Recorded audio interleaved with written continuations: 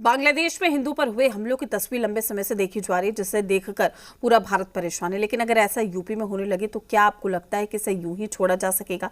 क्या आपको लगता है कि सीएम योगी ऐसा करने वाले लोगों को छोड़ेंगे?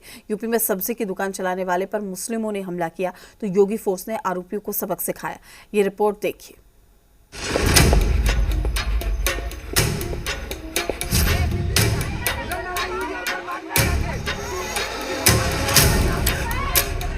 वे लोग तालिबानी व्यवस्था पे विश्वास करते हैं।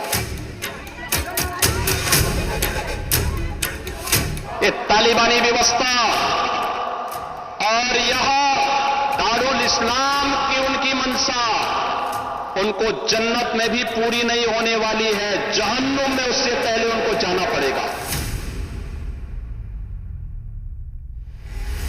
100 मुस्लिम परिवारों के बीच में 50 हिंदू सुरक्षित रह सकता है क्या? नहीं रह सकता।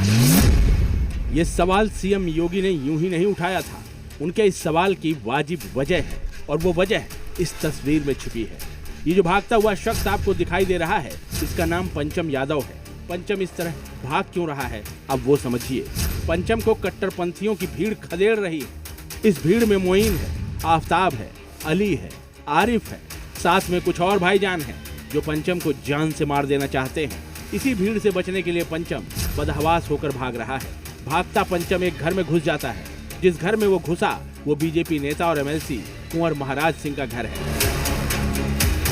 अब ये भी जान लीजिए कि आखिर पंचम के साथ हुआ क्या था जो उसे जान बचाकर इस तरह से भागना पड़ा। दरअसल पंचम फरीदपुर सब्जी मंडी में मीट की दुकान चलाता है। कुछ मुस्लिम दुकानदार पंचम को अपनी दुकान हटाने के लिए कह रहे थे। पंचम ने दुकान हटाने से मना कर दिया तो मुस्लिम दुकानदार भड़क गए। इसी के बाद 20 से 25 मुस्लिम दुकानदारों ने पंचम को बुरी तरह से पीटा। पंचम के सिर पर ईंट से वार भी किया। उसी भीड़ से बचने के लिए पंचम भाग रहा था। देखिए पंचम को खदेड़ रही भीड़ में कितने कट्टरपंथी शामिल हैं। 1, 2, 3, 4, 5। धीरे धीरे कट्टरपंथियों की ये भीड़ बढ़ती चली जाती है और बीजेपी एमएलसी का घर घेर लेती है। गेट पर मौजूद बीजेपी नेता के मैनेजर से बहस करती है। भीड़ पंचम यादव को अपने हवाले करने के लिए कह रही थी, लेकिन बीजेपी नेता का मैनेजर पीछे नहीं हटा। उसने कट्टरपंथियों को ही पीछे हटने के लिए मजबूर कर दिया। डिम्पल और प्रेमपाल करके लड़का हमारे यहाँ रहता है, मैनेजर है हमारे यहाँ। तो उससे ये लोग बहस कर रहे थे कि नहीं लड़के, और मुझे लगता है कि अगर वहाँ और लोग नहीं आ जाते, अड़ोस पड़ोस के दुकानदार आ गए वहाँ पे, तत्काल पुलिस को सूचना हुई, तत्काल पुलिस वहाँ पे पहुँची और उन्होंने तुरंत फिर कार्रवाई की। अगर पंचम यादव इस भीड़ के हाथ से चढ़ जाता तो उसका क्या हाल होता, ये बताने की जरूरत नहीं है। पंचम जिस बीजेपी नेता के घर में घुसा, उसने न सिर्फ उसे शरण दी बल्कि कट्टरपंथियों को वापस भगाकर उसकी जान भी बचा ली। यहाँ हिंदू एक हो गए इसलिए सेफ हो गए। बांग्लादेश में यही नहीं हो पाता।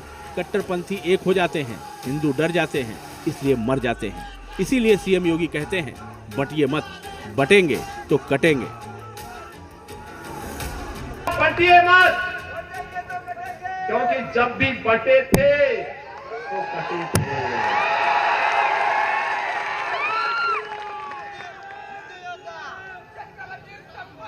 एक है तो नेक है, एक है तो सेफ है, और बटे थे तो कटे थे। हमें बटना नहीं है, एकजुट होना है। पंचम को अगर बीजेपी नेता कुंवर महाराज सिंह का हिंदू परिवार शरण नहीं देता तो उसकी मौत तय थी। पंचम की जान तो बच गई, लेकिन सवाल ये है कि क्या मुस्लिम मोहल्ले में हिंदू दुकान नहीं चला सकता? क्या मुस्लिम मोहल्ले में हिंदू का दुकान खोलना गुनाह है? मुस्लिम मोहल्ले में हिंदू दुकान चलाएगा तो क्या मार खाएगा? 15-20 लोग इकट्ठे हुए और एक सनातनी को घेर के मार रहे हैं। उसके बाद भी वो इतनी अराजकता, उनके अंदर जिहादी सोच है कि एक एमएलसी को भी डर नहीं देख रहे हैं। सत्ता का एमएलसी, उसके घर में भी वहां जाके गुंडाई कर रहे हैं। तो मैं तो ये सोचता हूँ एकदम आतंकवादी सोच है। ये बिल्कुल बर्दाश्त नहीं किया जाएगा। बहुत जल्दी इन लोगों के घरों पे बुलडोजर चलेगा और ये जो सोच है बिल्कुल गंगा जमुनी तहजीब से अलग है। आने वाले समय में इन्हें बहुत कड़ी सजा दी जाएगी। पुलिस ने मामले की गंभीरता को देखते हुए आरोपियों के खिलाफ मुकदमा दर्ज किया है। साथ ही 3 आरोपियों आरिफ, आफताब और मोइन को गिरफ्तार कर लिया है। साथ ही 20 से 25 लोगों के खिलाफ मुकदमा भी दर्ज किया गया है, जिसमें एक पक्ष खुद को बचाने के उद्देश्य से घर में घुस गया एवं दूसरे पक्ष द्वारा उसका पीछा किया जा रहा था। पुलिस टीम मौके पर पहुंची और मौके से 3 व्यक्तियों को गिरफ्तार किया गया है, जिनके नाम मोइन, आफताब और आरिफ है। इस संबंध में अभियोग भी पंजीकृत कर लिया गया है और अग्रिम विधिक कार्रवाई सुनिश्चित की जा रही है। पंचम को जान से मारने के लिए दौड़ा रही भीड़ में शामिल बाकी चेहरों की पुलिस तलाश कर रही है।